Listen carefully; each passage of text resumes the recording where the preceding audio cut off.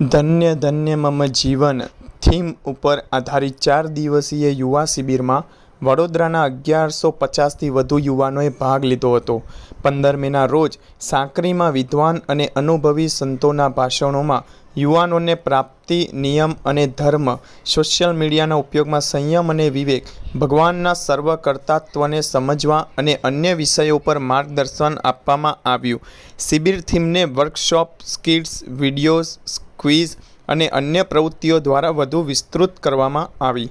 16 મેના રોજ સુરત અક્ષરધામ ખાતે પૂજા દર્શન દરમિયાન મહંત સ્વામી મહારાજ સાથે કીર્તન, ભક્તિ અને પ્રશ્નોત્તરી શિબિરનું મુખ્ય આકર્ષણ હતું। ત્યારબાદ યુવાનોએ નિર્માણાધીન સુરત અક્ષરધામ વિશે વિગતવાર માહિતી મેળવી। 16 અને 17 મેના રોજ દર્શન યાત્રા દરમિયાન યુવાનોએ નવસારી, સેલવાસ અને તિથલ મંદિરોની મુલાકાત લીધી, જ્યાં તેઓએ દરેક મંદિરના ઇતિહાસ વિશે શીખ્યા।